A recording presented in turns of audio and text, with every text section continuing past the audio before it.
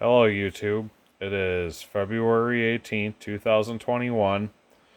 Thought I'd do a quick review of a new knife that I purchased, as well as give you some insight on some of the other current models that Zero Tolerance has on the market.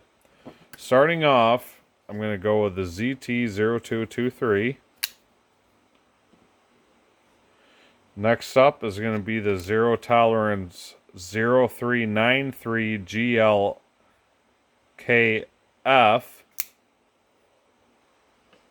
That was a mouthful.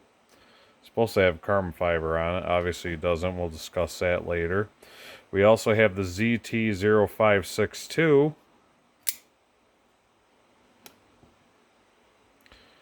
And to top it off, the new knife that half of you are probably clicking this about is the Zero Tolerance 0308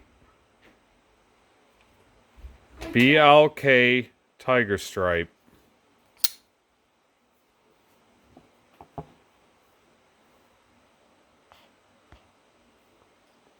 Alright, start off with this new ZT308 compared to all the other ones. Obviously it's the heaviest one, but my god, did they design this awesome. So everybody by now probably already knows that the 308 came out last year, and it's got the coyote tan scale, and it's just stone washed titanium.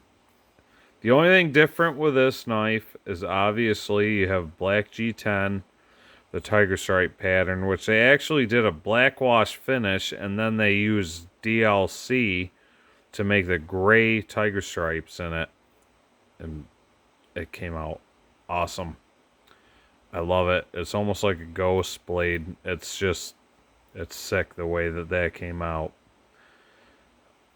The other differences, that's about it. It's all cosmetic. So this knife has been on the market for about a year. There's tons of reviews over it. I'm not going to go over every spec, but the point is that everybody knows that this is a very heavy knife, and it might turn a lot of you guys on or off. The way I look at it, it's a 7-ounce blade, but the size of it, I mean, if you're buying a knife like this, like, you know that it's not going to be a 3-ounce blade. It's going to be heavy. And I'm telling you, the way that the action is on it, the way the tolerances are on it, it is so worth it. This blade just pops, snaps out of there. It's not even a pop, it's a snap. You can hear that action.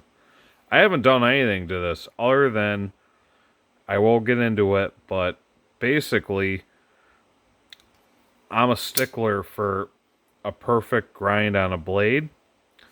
I have a KME blade sharpener, and I did have to sharpen the tip of this because it drives me nuts when you buy a blade, and yes, it may be sharp, but if the top of it is not symmetrical, which this one pretty much is now, it was not earlier. It was like almost like they had this like this, and then they had this like this, and it was like a 20-degree angle, and then almost like a 17 is what I ended up measuring with my phone with a clinometer app. Now I have it perfect. It took me a very long time to sharpen this, to reprofile it basically, to get it where I got it, but it will literally shave hairs. It is just crazy how sharp I got this right now. Like, it shouldn't even be that sharp. For this size of a blade, I mean, this is a chunk. Does it carry well? Absolutely. So, I live in New York, and I can tell you right now that it's snowing, it's blowing. I mean, I'm wearing thermals. I wear heavy-duty cargo pants to work every day. you don't feel it in your pocket. I mean, if it was the middle of summer and you're wearing gym shorts, obviously, you know, it's a 7-ounce blade. Yeah, you're going to feel it. People, you know, freak out over the weight thing. I don't, because it depends on what you're wearing. Right now, I'm not too worried about it. The other thing that people freak out about this blade is the fact that it has a hole in it. Which is going to bring me to my next point, when I want to kind of talk about the progression of the engineering of some of these zero tolerance blades and how I think they're starting to get better every year. Alright, so some people don't like this little hole. Does it bother me? No. I'm not going to throw this in a sandbox, shake it up, and try to see if it flips good with the ball bearings. It really doesn't bother me. Pocket lint is not going to get bothered by that, and if anything, gives you an extra point to put some gun lube or whatever you use for lubricant, nano oil, into the blade and make it just as smooth as it is now. I haven't done anything as far as the action on this. It just works. It's good. Is it hand filling? Absolutely. Look at that. I mean, you can carve all day with that. Alright. So as long as you've got enough look at this one, we're going to switch over to some of the other zero tolerance blades that I have and how it compares. Starting with the lightest one. If you noticed earlier when I put those blades out, they went from the lightest to the heaviest. So we're going to start with the ZT0223. Obviously, like the caliber. Gal Bradley design. This one gets a lot of hate on the internet. A lot of people, oh, it looks like a gas station knife. Well, maybe, yeah. I guess I could kind of see the chintzy tactical, you know, comparison. But at the same time, when you look at the materials and the engineering in it, it is actually a really good knife. But there are some flaws. Every one of these zero tolerance knives, in my opinion, has a flaw. This one, mechanic wise, this is where it's at. Alright, so Gal, whether it was Gal or zero tolerance, I don't know who specified what, but this knife, being titanium on both sides, has the washers in it for the flipper, but, or excuse me, not the washers, it has the ball bearings in it, but it also has a washer that's riding up against titanium. So one thing that I've always worried about was some of these titanium knives with the flipper mechanism and the fact that they're running on ball bearings is, are those ball bearings being hardened steel? Are they going to rub into the liner and eventually make this like not flip as good as it does? I mean, look at that. By the way, this one probably has about the best action out of all these knives, if not this one, but that's more because of the weight of the blade.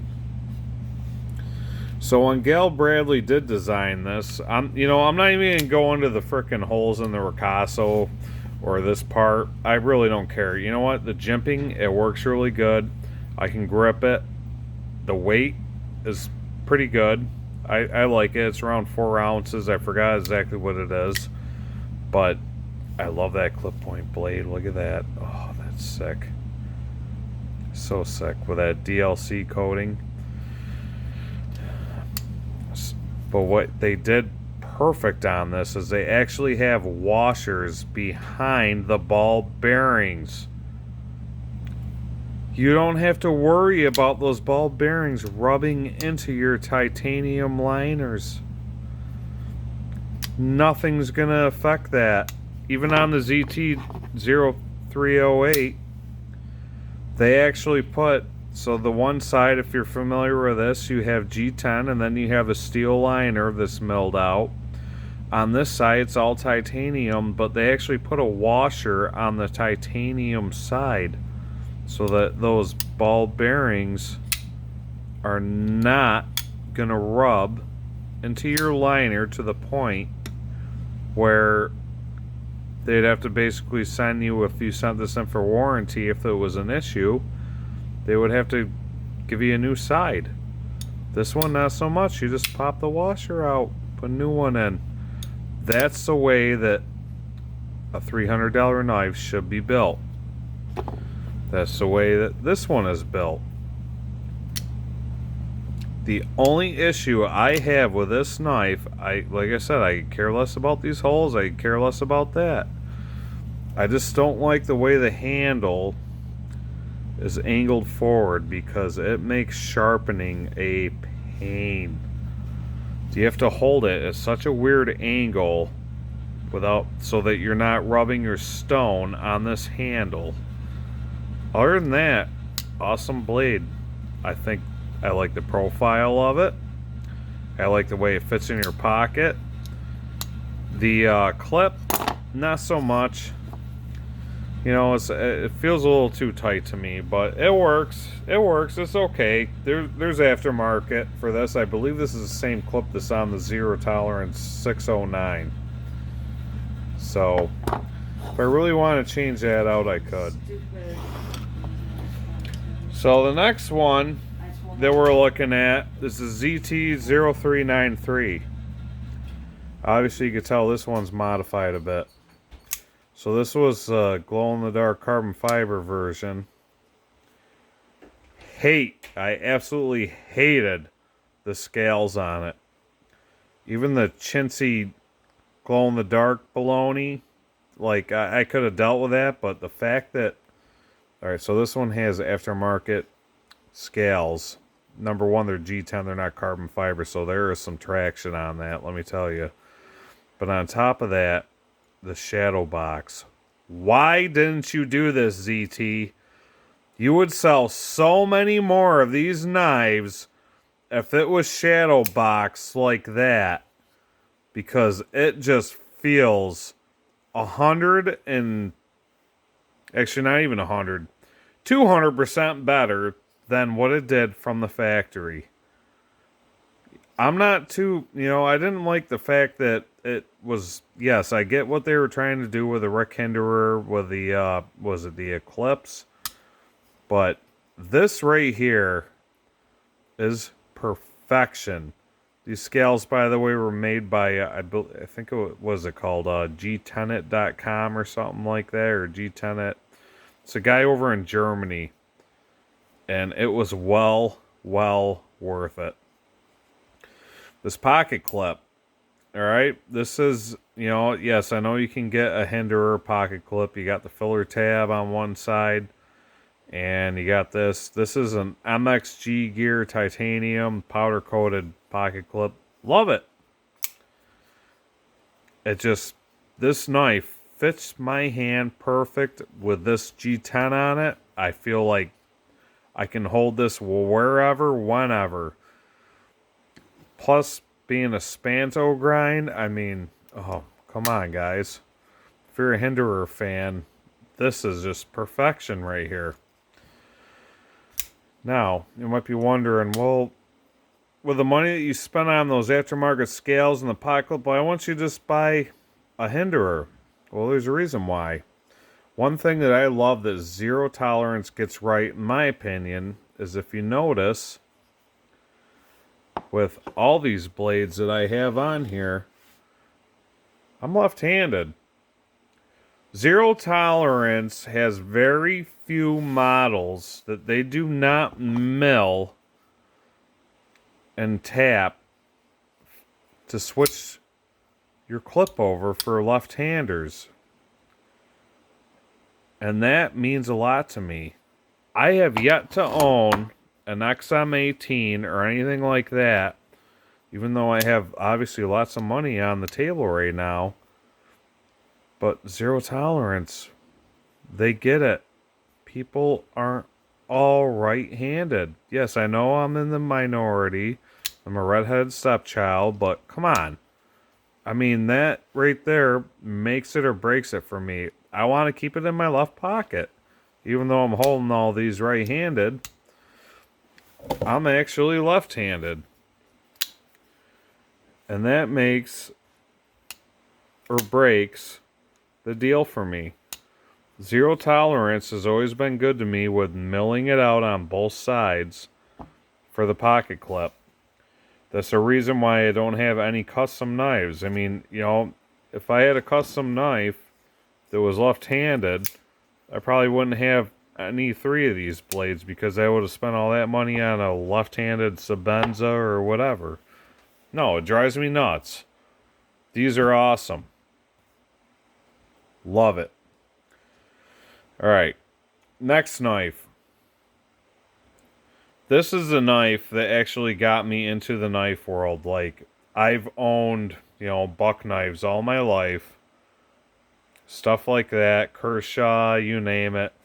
The first high-end knife that made this an addiction to me was this knife right here. The Zero Tolerance 0562. Obviously, you can tell that this one's a little bit different than a normal one. That's all MXG gear, titanium screws, and standoffs on it. And I'm telling you, this pivot, compared to the normal one, number one, what's nice about all these is if something did happen in the field and you had to break this apart, all you need is a small flat screwdriver. I mean, you could probably pull this apart with a Swiss Army knife right now. But on top of that, the action.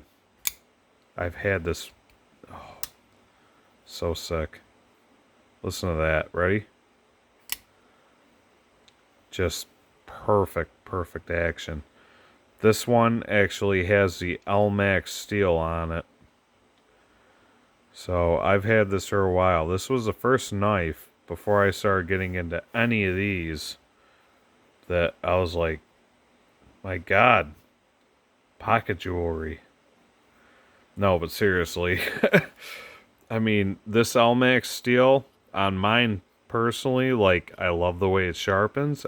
I've used this knife. You know, this is a type of knife that when I bought it, I'm like, I work in a lumber yard, and this is the kind of knife that I could shove underneath plastic banding and just have complete confidence that I'm going to snap it. It's not going to do anything to my knife. I could just cut plastic banding off a lumber unit or something like that. Cut shrink wrap all day. I could cut cardboard with this. I can even, you know, cut vegetables if I went camping. This knife right here is the one that got me addicted to these.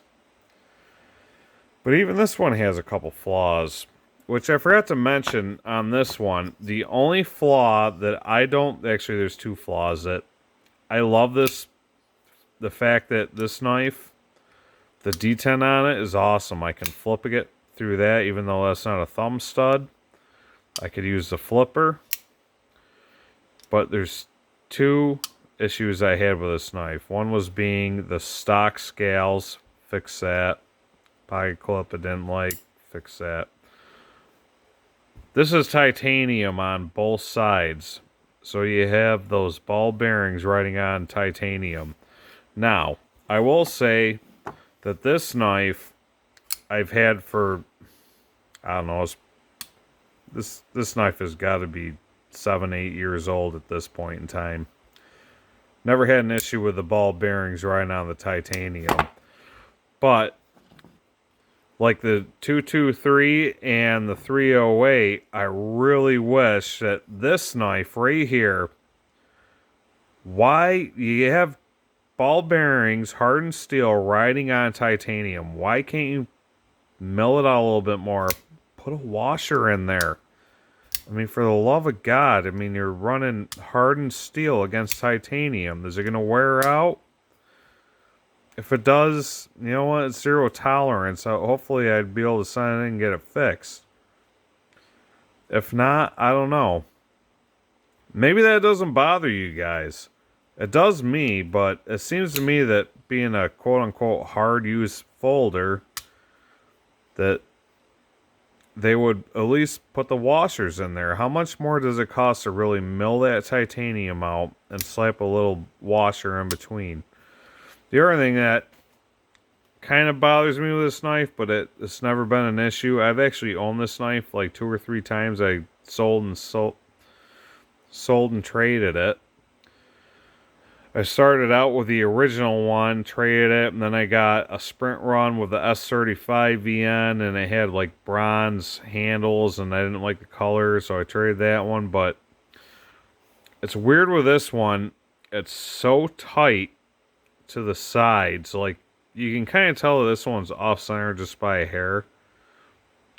But honestly, most of that is just from the lock bar pushing it to the side, or the frame lock, because you guys all know about this knife. I mean, technically it's a frame lock, but because it's behind the G10, it's almost like a liner. But the tolerance, like the space on this one, for example, compared to this one, let's see if we could do that. You can see how much more space there is on each side of the blade compared to this one. Obviously, same thing with this. The frame lock's going to push it just a hair to that side. But, is it that big of an issue? No, not when you have a bunch of space in between there. And that's what I think they got right with basically every zero tolerance on here. Even the Gal Bradley, you can see how much space there is on each side of that tip of that blade. So even though that should be pushing to the side just a hair, it really doesn't make that much of a difference. The 308, same thing. Kind of hard to tell. I'm sorry, my camera's not the best, but it's centered.